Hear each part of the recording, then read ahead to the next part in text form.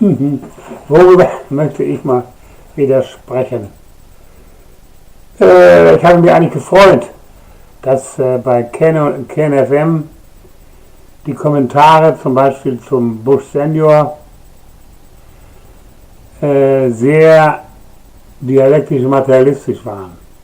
Überhaupt haben die Autorin und der Autor sehr viel dialektische Analysen in der letzten Zeit geleistet, die ich auf meinem Blogger, und die kann da jeder nachlesen, gespeichert habe. Bei Ken habe ich mehr den Eindruck, er ist noch weiter ein bürgerlicher Humanist, aber ist auch nicht schlecht. Aber die Position hat er noch nicht richtig ergriffen. Also diese Eingrenzung, warum wir eigentlich, was das Hauptproblem ist in unserem Leben. Das Hauptproblem ist nämlich die Gewalt. Das heißt die kriegerische Gewalt, die Gewalt zwischen den Menschen, und einfach nur zu sagen, Demokratie, Gewaltenteilung, und dann ist die Sache erledigt. Die einen dürfen eben die Gewalt der gewählten Herrschenden ausführen und fertig. Nur wie war das denn hier in unserem Land? Bis zu den 80er Jahren waren die Gewalt durch ehemalige Naziterroristen Richter. Jetzt hat sich Gott sei Dank das Spiel geändert und die neuen Juristen versuchen jetzt die Demokratie gegen die neue strukturelle Gewalt. Wodurch ist die entstanden?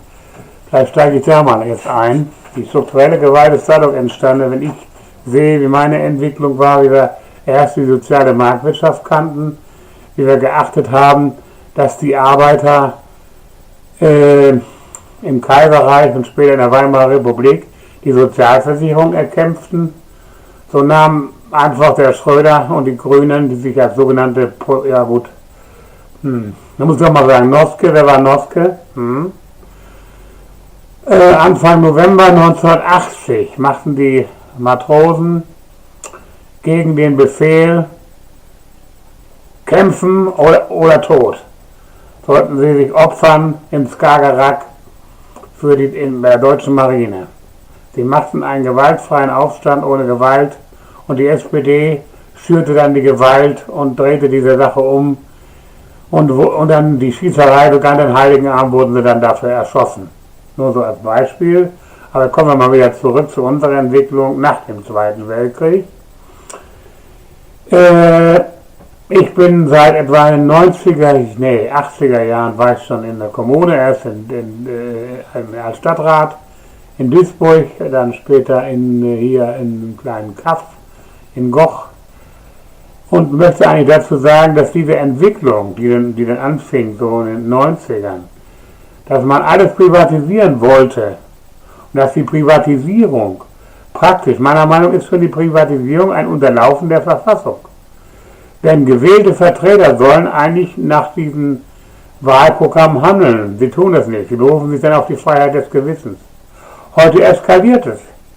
Es kann doch nicht sein, dass Abgeordnete Diäten bekommen, Aufwandsentschädigung bekommen, und sie bekommen ja Diäten, um 2 professionelle Personen anzustellen, um dann die Entscheidung qualitativ treffen zu können. Nein, sie stellen heute Lobbyisten ein, die dann das Geld verunsichern.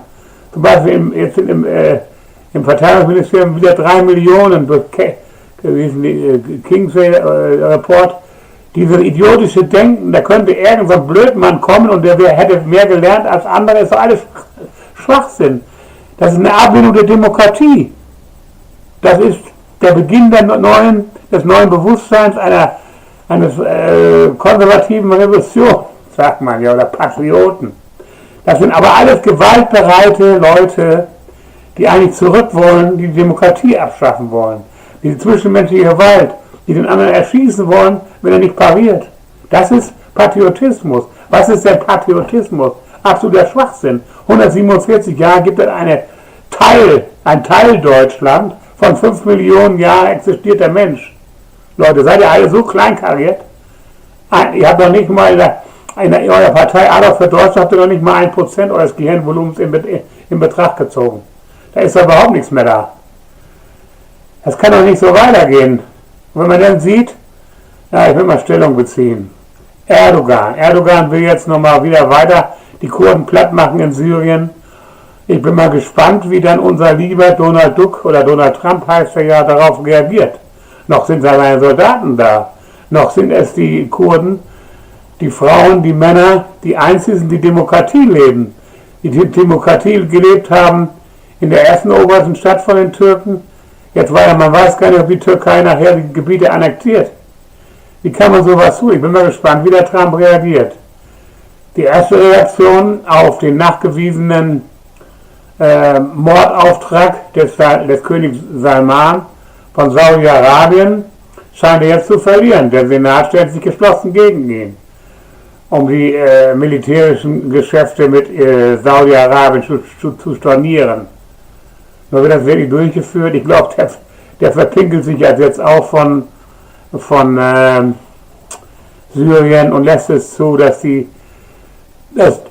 dort die letzten Demokraten erstickt werden, zugunsten der, ja, man muss schon sagen, terroristischen oder gewaltbereiten Türken. Das einzige Gute daran war, dass der ja als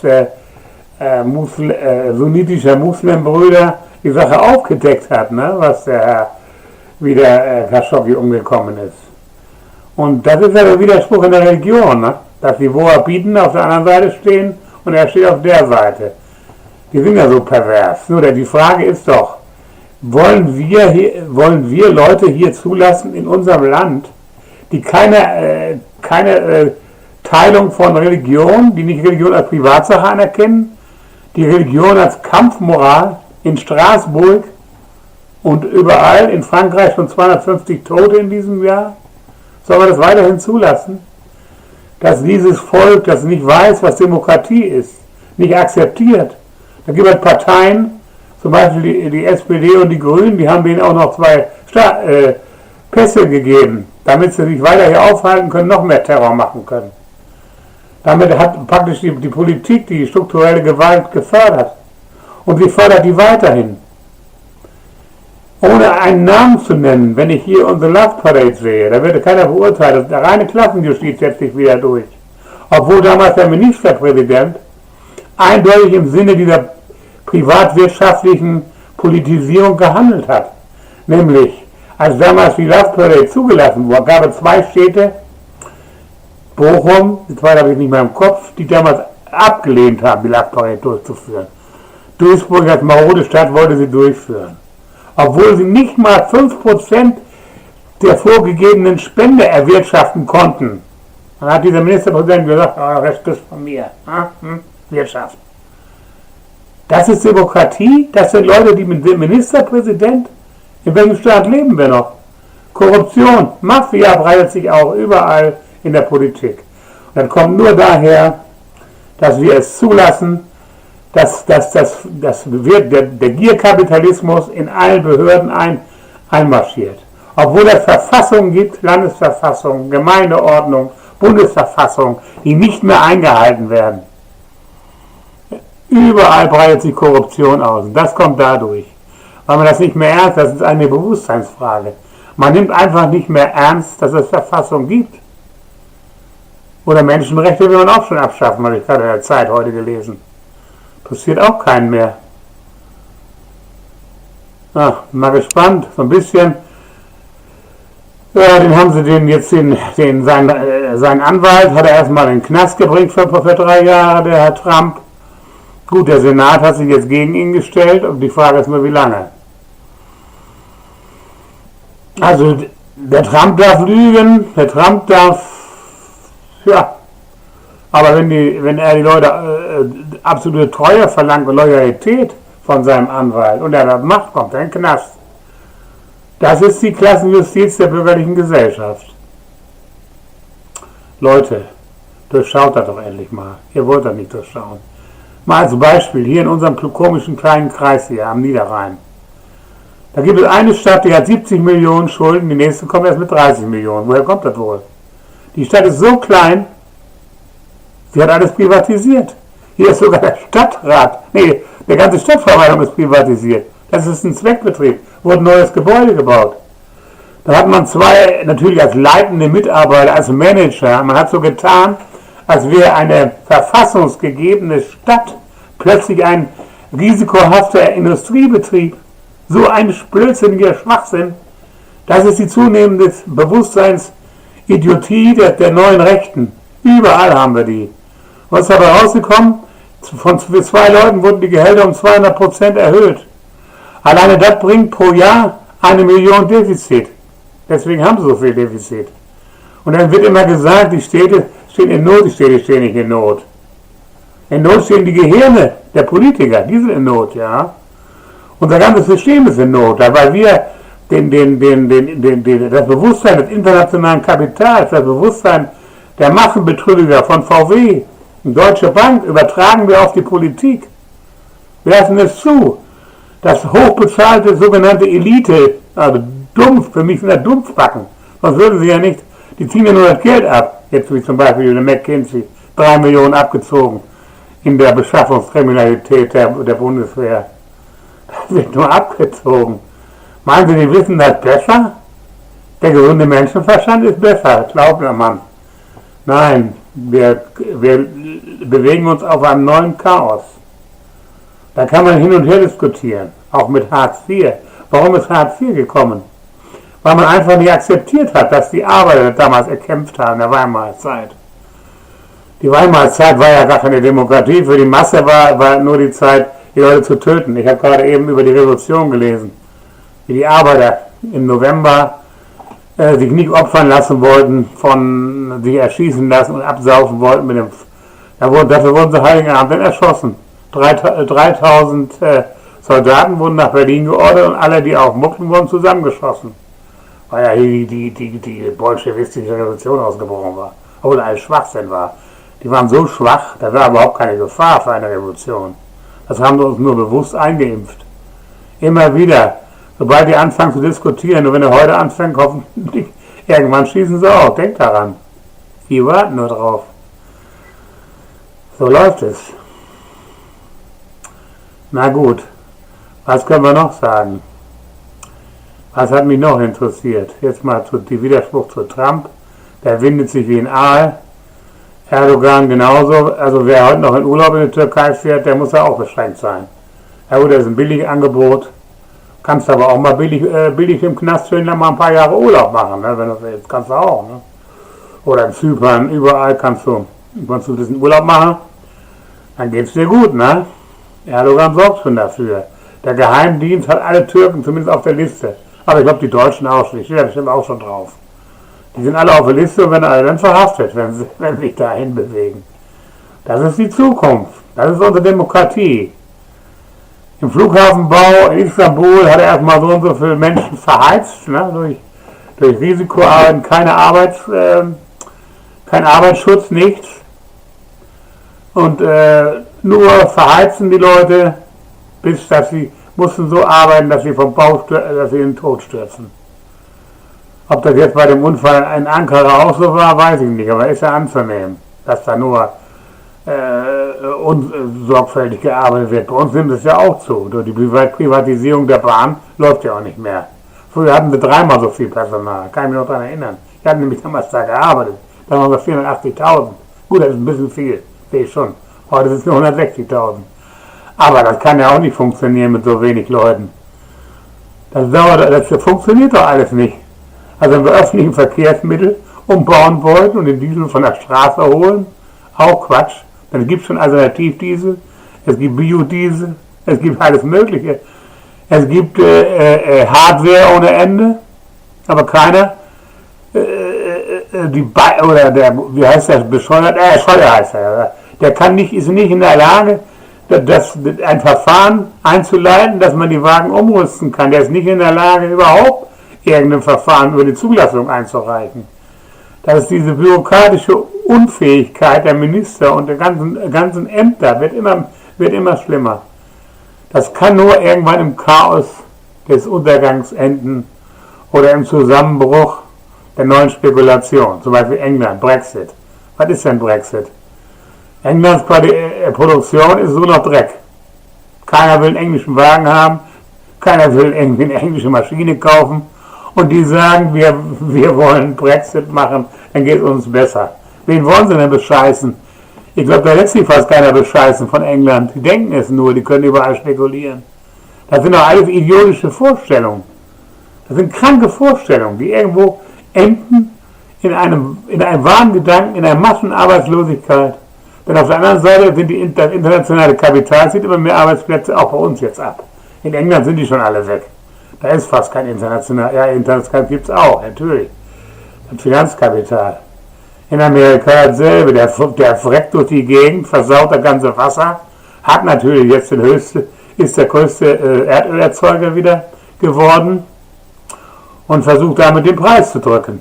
Das ist alles richtig. Nur was sind die Nachteile davon?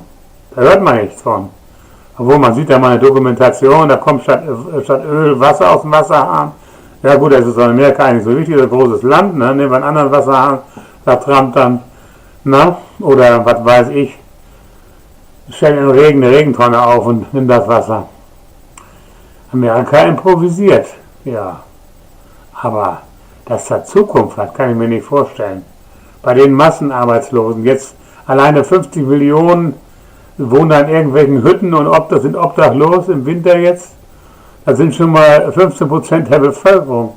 Die werden einfach gestrichen, die gibt es nicht in der Statistik. Also es gibt keine Arbeitslosen. Für mich gibt es keine Arbeitslosen, sagt Trump. Ja. Weiß er wirklich, was er überhaupt für ein Typ ist? Weiß er überhaupt, was er erzählt? Dann nicht ist doch alles falsch. Der Mann ist doch nicht in der Lage, überhaupt noch irgendwie was Realistisches zu sagen. Wie soll er so einen Typen als Führer des Westens anerkennen? USA, wir haben noch keinen weiteren Zusammenbruch, noch keine Sprengung der Finanzblase, weil uns China und Indien durch Produktion und Gewinne die Amerikaner stabilisiert, die auch schon der Pleite zusteuern. Es gibt Gott sei Dank noch Länder wie Japan oder China oder Indien, die noch Produktion machen. Aber es geht ja weiter. Jetzt ist Brasilien, jetzt ist die Umwelt, jedes Jahr steigt die Temperatur um 1 Grad. Jetzt will man auch den letzten Regenwald noch abholzen. Jetzt will der Staatschef den Amazonasgebiet, den Regenwald abholzen, damit es uns noch besser geht. Und er will es machen. Und wir stehen alle und kommentieren und warten auf die nächste Katastrophe. Leute, freut euch auf eure bürgerliche Demokratie, freut euch auf die schlauen Typen, die da jeden Tag im Fernsehen erzählen, nur die Privatisierung der Demokratie bringt uns den Vorteil. Und dabei können Sie das überall widerlegen. In jeder Stadt werden Sie sehen, dass die Privatisierung das Gegenteil bringt. Die Privatisierung der Stadtwerke bringt 3-mal so viel Einkommen der Leute und Rausschmiss der Arbeiter. Die Privatisierung der Krankenkassen besteht Ausbeutung der Krankenkassen und bedeutet, dass sie heute nicht mal garantiert ihre Krebsmittel mehr von den Apotheken geliefert kriegen. Das ist die Privatisierung der Krankenkasse. Da sind auch die Gehälter um 300% gesteigert worden. Bei den Sparkassen sind die Gehälter gesteigert worden, obwohl es keine Zinsen gibt. Das gibt es auch nicht. Jetzt habe ich die ersten Briefe der Zusatzversorgungskassen, schreiben jetzt Briefe, wollen ihre Beiträge für die Rentner um 25% kürzen, weil sie nicht in der Lage sind, das Geld zu erwirtschaften. Ist das mein Problem? Ja gut, das haben die in ihrer Satzung festgeschrieben. Das ist Deutschland natürlich wieder. Klar. Auch die Rentner werden beschissen. Jetzt wird das auch gesenkt. Alles nach unten. Und es ist keine Wende zu sehen. Immer mehr nach unten, immer mehr in die Armut, immer mehr in den Terror. Der Terror, holt man mehr von denen rein. Ich frage mich nur, warum habt ihr die reingeholt? Das war nicht humanistisch, ich glaube nicht.